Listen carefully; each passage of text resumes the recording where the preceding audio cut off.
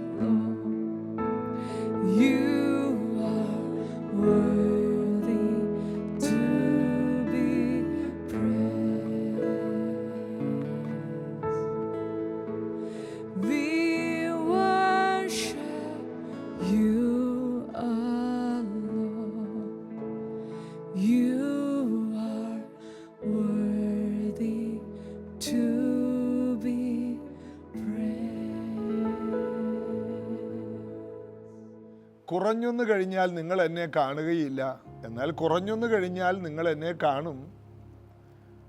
നിങ്ങൾ വളരെയധികം ദുഃഖിക്കും, ലോകം സന്തോഷിക്കും, എന്നാൽ നിങ്ങളുടെ ദുഃഖം അതൊരു സന്തോഷമായി മാറും എന്ന് യേശു ഉറപ്പ് പറഞ്ഞു. കാരണം ഞാൻ നിങ്ങളെ വിട്ടു പോകുമ്പോൾ നിങ്ങൾക്ക് വലിയ ദുഃഖമുണ്ടാകും. നിങ്ങളുടെ ഗുരുവായ ഞാൻ നിങ്ങളെ വിട്ട് മാറുമ്പോൾ എനിക്കുണ്ടാകുന്ന മരണം നിങ്ങളെ വളരെയധികം വേദന ഉള്ളതാക്കി മാറ്റും. എന്നാൽ എൻ്റെ ഉയർത്തെഴുന്നേൽപ്പിലൂടെ മറ്റാരേക്കാൾ ഉപരി നിങ്ങൾ സന്തോഷിക്കും. ക്രിസ്തീയ ജീവിതത്തിൻ്റെ ഏറ്റവും വലിയ വിജയം ഉയർപ്പിൻ്റെ സന്തോഷമാണ്. ഇത് ഓരോ മതങ്ങളിലുമില്ല. ഉയർപ്പിൻ്റെ സന്തോഷം ക്രിസ്തീയ മതങ്ങളിൽ പോലും ഉയർപ്പിൻ്റെ സന്തോഷമില്ല. ഉയർപ്പിൻ്റെ ചടങ്ങുകളുണ്ട്, ഉയർപ്പിൻ്റെ ആചാരങ്ങളുണ്ട്, എന്നാൽ ഉയർപ്പിൻ്റെ സന്തോഷം അത് മറ്റൊന്നാണ്. അത് നമ്മുടെ ഉള്ളിലുള്ള ഒന്നാണ്. യേശു ഉയർത്തു ജീവിക്കുന്നത് കൊണ്ട് ഞാനും ജീവിക്കുന്നു. അതുകൊണ്ട് ആ പാട്ടും ഇങ്ങനെയാണ്, എന്നെ യേശു ജീവിക്കുന്നതിനാൽ ഞാനും ജീവിക്കുന്നു. യേശു ജീവിക്കുന്നത് കൊണ്ടാണ് നമ്മൾ ജീവിക്കുന്നത്. അതുകൊണ്ടാണ് സ്നാനത്തെക്കുറിച്ച് പൗലോസ് അപ്പോസ്തലൻ പറയുമ്പോൾ അവിടെ പറയുന്നൊരു കാര്യമുണ്ട്. ക്രിസ്തുവിനോട് ചേരാൻ സ്നാനപ്പെട്ടവർ ക്രിസ്തുവിനോടുകൂടെ അടക്കപ്പെടുന്നു. റോമാലേഖനം 6-ാം അധ്യായം. ക്രിസ്തു മരിച്ചതുപോലെ നാമും അടക്കപ്പെടുന്നു, വെള്ളത്തിൽ മുഴുകൽ സ്നാനപ്പെടുന്നു. യേശു ഉയർത്തെഴുന്നേറ്റതുപോലെ നാം വെള്ളത്തിൽ നിന്ന് കയറി വരുമ്പോൾ പിന്നെ ജീവന്റെ പുതുക്കത്തിൽ നാം നടക്കുന്നു. ജീവന്റെ പുതുക്കം. എൻ്റെ ആ പഴയ പ്രകൃതം മരിച്ചുപോയി, പഴയ മനുഷ്യൻ മരിച്ചുപോയി. നിരാശയുള്ള, പാപം ചെയ്യുന്ന, അഴുക്കാടുന്ന, മദ്യപിക്കുന്ന, പുകവലിക്കുന്ന, ദുഷിച്ച ചിന്തകളുള്ള ആ മനുഷ്യനെ ഞാൻ കുഴിച്ചിട്ടു. ഇപ്പോൾ ഉയർത്തെഴുന്നേറ്റിരിക്കുന്നത് പുതിയ സൃഷ്ടിയാണ്. 2 കൊരിന്ത്യർ 5:17 ഒരുവൻ ക്രിസ്തുവിലായാൽ അവൻ പുതിയതാണ്, അവൻ്റെ പഴയത് കഴിഞ്ഞുപോയി, സകലതും പുതിയതായി. ഇത് വലിയൊരു സന്തോഷമാണ്. ലോകം സന്തോഷിക്കും ഞാൻ മരിക്കുമ്പോൾ, എന്നാൽ എൻ്റെ ഉയർപ്പിൽ ലോകത്തിനൊന്നും മനസ്സിലാകില്ല, എന്നാൽ നിങ്ങൾക്ക് മനസ്സിലാകും. യേശു എന്ത് ചെയ്തു? ഉയർത്തെഴുന്നേറ്റ് ഈ ദുഃഖിച്ച് കരഞ്ഞവർക്ക് മാത്രം പ്രത്യക്ഷനായി. തന്നിൽ വിശ്വസിച്ച് ഇറങ്ങിയവരെ മാത്രമേ യേശു ഉയർത്തെഴുന്നേറ്റ ശേഷം പോയി കണ്ടുള്ളൂ. 500-ലധികം പേർക്ക് പ്രത്യക്ഷനായി. യേശുവിൻ്റെ ഒപ്പം നിന്നിരുന്ന 500-ലധികം പേർക്ക് പ്രത്യക്ഷനായി. 40 ദിവസം ഇത് തന്നെയാണ് യേശു ചെയ്തത്. ഏറ്റൊടുവിൽ യേശു ഉയർത്തെഴുന്നേറ്റ് പോകുന്നതിന് മുമ്പ് കുറെ കാര്യം പറഞ്ഞു. പരിശുദ്ധാത്മാവ് വരും, അതുവരെ നിങ്ങൾ കാത്തിരിക്കണം. അതാണ് ലൂക്കോസിന്റെ സുവിശേഷം ഏറ്റവും ഒടുവിൽ കാണുന്നത്. 49-ാം വാക്യം, എൻ്റെ പിതാവ് വാഗ്ദത്തം ചെയ്തതിനെ ഞാൻ നിങ്ങളുടെ മേൽ അയക്കും. നിങ്ങൾ ഉയരത്തിൽ നിന്ന് ശക്തി ധരിക്കുവോളം നഗരത്തിൽ പാർപ്പിൻ എന്ന് അവരോട് പറഞ്ഞു. അടുത്തത്, അനന്തരം അവൻ അവരെ ബെഥാന്യയോളം കൂട്ടിക്കൊണ്ടുപോയി കൈ ഉയർത്തി അവരെ അനുഗ്രഹിച്ചു. അവരെ അനുഗ്രഹിക്കിയാൽ അവൻ അവരെ വിട്ടുപിരിഞ്ഞ് സ്വർഗാരോഹണം ചെയ്തു. അടുത്ത വാക്യം നോക്കിയേ, അവർ അവനെ നമസ്കരിച്ചു, മഹാസന്തോഷത്തോടെ യെരുശലേമിലേക്ക് മടങ്ങിപ്പോന്നു. എല്ലായ്പ്പോഴും ദേവാലയത്തിൽ ഇരുന്ന് ദൈവത്തെ വാഴ്ത്തിപ്പോന്നു. അതൊരു ചടങ്ങല്ല, എല്ലായ്പ്പോഴും ഒരു പ്രോഗ്രാമല്ല. മഹാസന്തോഷം വന്നപ്പോൾ വേറെ ഒന്നിലേക്ക് ഇവർക്ക് തിരിയാൻ കഴിയുന്നില്ല. യേശു എന്താ പറഞ്ഞത്? നിങ്ങൾ ദുഃഖിച്ച് കരയും, എന്നാൽ നിങ്ങളുടെ ദുഃഖം സന്തോഷമായി തീരും. 20-ാം വാക്യം 16-20, ആമേൻ ആമേൻ ഞാൻ നിങ്ങളോട് പറയുന്നു, നിങ്ങൾ കരഞ്ഞ് വിലപിക്കും, ലോകമോ സന്തോഷിക്കും. നിങ്ങൾ ദുഃഖിക്കും, എന്നാൽ നിങ്ങളുടെ ദുഃഖം സന്തോഷമായി തീരും. ഇതാണ് ഉയർപ്പിൻ്റെ ശക്തി. അതായത് തീർന്നു എന്ന് പറയുന്ന ഒരു കാര്യം യേശുവിലില്ല. ഏറ്റവും ഒടുക്കത്തെ ശത്രുവായിട്ട് നിൽക്കുന്ന മരണമാണ്. തീർത്ത് കളയുന്ന ഒന്ന്. ഇന്ന് 800 കോടി ജനങ്ങളെയും ബാധിക്കുന്ന ഒന്നാണ് മരണം. ഈ പറയുന്ന ഞാനും കേൾക്കുന്ന നിങ്ങളെല്ലാം മരണത്തിന് ഒരു ദിവസം കീഴടങ്ങണം. എന്നാൽ നമുക്കുള്ള ഏറ്റവും വലിയ സന്തോഷം മരണം കൊണ്ട് നമ്മൾ തീരില്ല. അത് നമ്മുടെ പുറമേയുള്ള മനുഷ്യൻ്റെ നിദ്രയാണെന്ന് യേശുവിനെ സ്വീകരിച്ചവർക്കറിയാം. നിദ്ര, ഒരു ഉറക്കം പോലെ. ഭക്തന്റെ മരണം യഹോവയ്ക്ക് വിലയേറിയത്. എന്നാൽ ഇത് കഴിയുമ്പോൾ നാം ഉയർത്തെഴുന്നേൽക്കും. ക്രിസ്തുവിൽ മരിച്ചവരെല്ലാം ഉയർക്കും. എത്ര ഭയങ്കരമായ ഒരു സത്യമാണത്. ക്രിസ്തുവിൽ മരിച്ചവരായിരിക്കണം. ക്രിസ്തുവിൽ ജീവിച്ചവരാണ് ക്രിസ്തുവിൽ മരിക്കുന്നത്. ക്രിസ്തുവിൽ മരിക്കുന്നവർ ഉയർത്തെഴുന്നേൽക്കും. ജീവനോടെ ശേഷിക്കുന്നവരോ കാഹളം ധ്വനിക്കുമ്പോൾ രൂപാന്തരപ്പെടും. കല്ലറയിലുള്ളവർ ആദ്യം എഴുന്നേറ്റ് വരും, പുറകെ നമ്മളും. അങ്ങനെ എല്ലാവരും കർത്താവിലേക്ക് എടുക്കപ്പെടും. ഈ വചനം കൊണ്ട് അന്യോന്യം സന്തോഷിക്കുക, ആശ്വസിക്കുക എന്ന് പറയുന്നത്. ഇത് ആശ്വസിക്കാനുള്ള വചനമാണ്, സന്തോഷിക്കാനുള്ളതാണ്.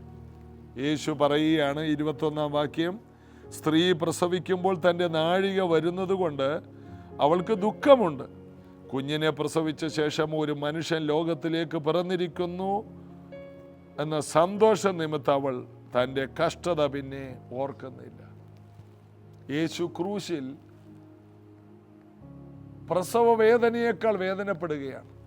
എന്നാൽ യേശുവിൻ്റെ ആ ക്രൂശിലേക്ക് പോകാനുള്ള സന്തോഷം നമ്മെ ഓർത്തിട്ടായിരുന്നു. നമ്മളെല്ലാം വീണ്ടെടുക്കപ്പെടും. യേശുവിൻ്റെ ക്രൂശ് മരണത്തിലൂടെ ഒരമ്മയുടെ പ്രസവം പോലെയാണ്.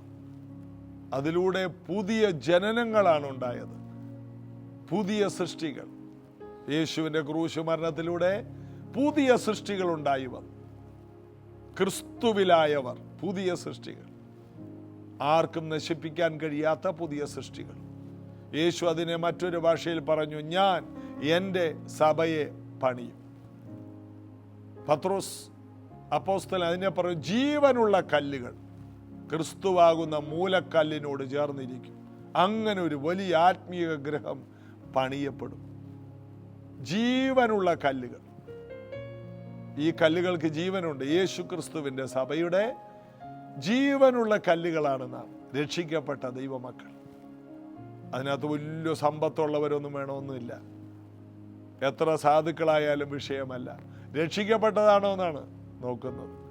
വലിയ വിദ്യാസമ്പന്നർ എത്ര പേരുണ്ട്, സമൂഹത്തിലെ പ്രമാണിമാരുള്ള സഭയാണോ? ഇതൊന്നുമല്ല. രക്ഷിക്കപ്പെട്ട കൂട്ടമാണോ? ആ സഭ പണിയപ്പെടും. പാതാള ഗോപുരം അതിനെ ജയിക്കുകയില്ല.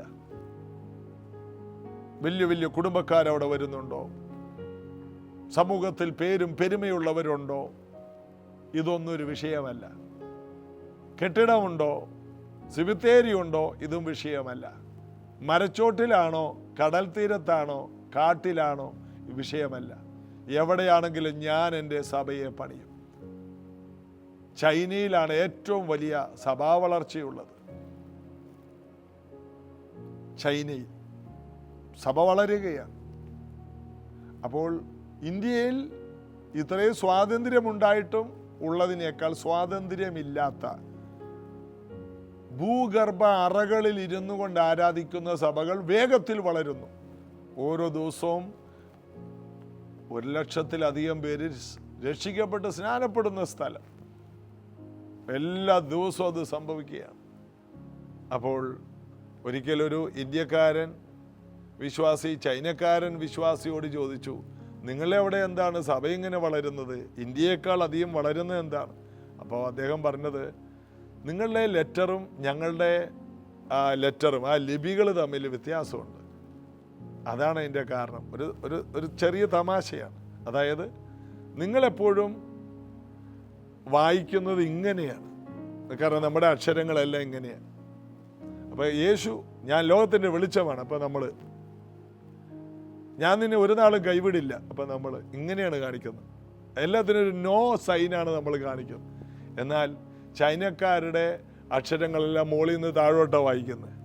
ഞാൻ ലോകത്തിൻ്റെ വെളിച്ചമാണ്, അപ്പോൾ ചൈനക്കാരൻ അങ്ങനെ വായിക്കുന്നത് യെസ് എന്നാണ്. നമ്മുടെ എല്ലാ ശൈലിയും നോ. ചൈനക്കാരൻ യെസ്. അപ്പം അദ്ദേഹം പറയാണ്, ഞങ്ങളെല്ലാത്തിനും യെസ് പറയുന്നവരാണ്. യേശു പറഞ്ഞ എല്ലാത്തിനും യെസ്. നിങ്ങളോ യേശു പറഞ്ഞ എല്ലാത്തിനും നോ പറയുന്നവരാണ്. ഇതൊരു ചെറിയ തമാശയാണെങ്കിലും അതിനകത്തൊരു സത്യമുണ്ട്. കർത്താവ് എന്തു പറഞ്ഞാലും നിങ്ങളെ ഞാൻ ഒരു നാളും കൈവിടില്ല. അതിനിങ്ങനെയല്ല, യെസ്, കൈവിടില്ല. അപ്പോൾ വാഗ്ദത്തങ്ങളെല്ലാം ഉവ്വ് ഉവ്വ് എന്നാണ്. ഇംഗ്ലീഷിൽ യെസ് യെസ് എന്നാണ് കൊടുത്തിരിക്കുന്നത്. അതിന് നമ്മൾ ആമേൻ ആമേൻ എന്ന് പറഞ്ഞാൽ മതി. ബൈബിൾ പറയുന്ന എല്ലാ കാര്യത്തിനും ഇനി അതിനകത്ത് അങ്ങനെയാണോ, ഇനി ഒരു അബദ്ധം പറ്റിയതാണോ, ഇതൊന്നും നോക്കണ്ട. ബൈബിൾ പറഞ്ഞത് അങ്ങനെ തന്നെ വിശ്വസിക്കാൻ കഴിയണം. വിശ്വസിക്കാൻ കഴിയുന്നില്ലെങ്കിൽ ഈ പുസ്തകം നമുക്ക് ഒരു മതഗ്രന്ഥമായി മാറും. എന്നാൽ ഈ പുസ്തകം നമുക്കൊരു ജീവന്റെ ബുക്കായി മാറണമെങ്കിൽ നാം ഇതിനെ വിശ്വസിക്കണം. നാം തലച്ചോറ് കൊണ്ട് ഇതിനെ ആരാഞ്ഞാൽ നമുക്ക് ഇത് വെറും ഒരു തിയോളജി ആയിട്ട് മാറും, ദൈവശാസ്ത്രം. എന്നാൽ വിശ്വസിക്കാൻ വേണ്ടി നമ്മൾ ഇതിനെ എടുത്താൽ ഇത് നമ്മുടെ ജീവന്റെ അപ്പമാകും. എന്നെ തിന്നുന്നവൻ ഞാൻ മൂലം ജീവിക്കും. സന്തോഷം, രക്ഷയുടെ സന്തോഷം, പുതിയ സൃഷ്ടിയുടെ സന്തോഷം.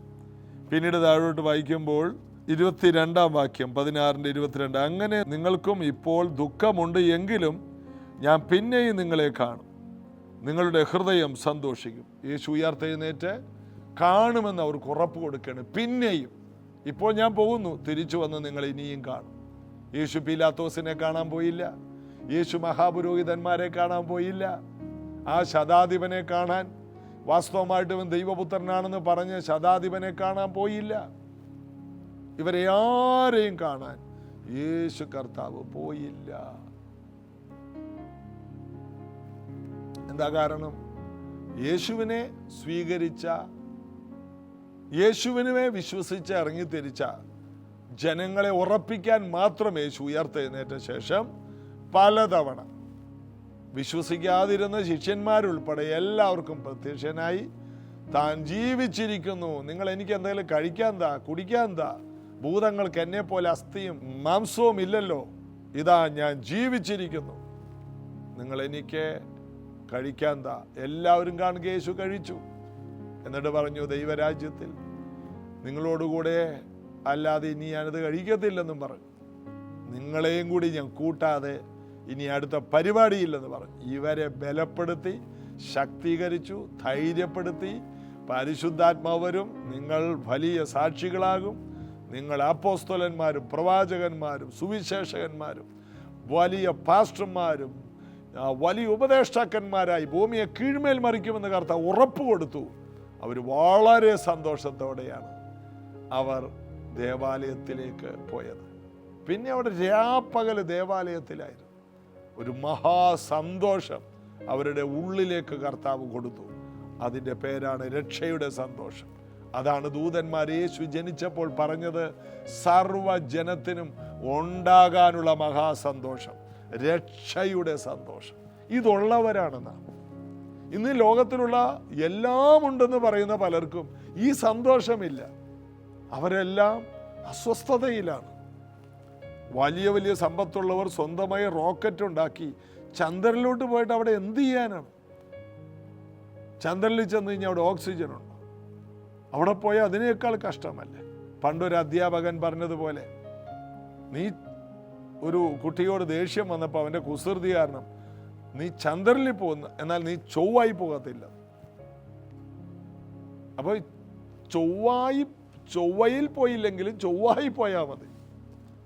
കർത്താവ് ഒരാളെ സ്വീകരിച്ചാൽ, അംഗീകരിച്ചാൽ, കർത്താവിനെ അംഗീകരിച്ചാൽ അത് മതി.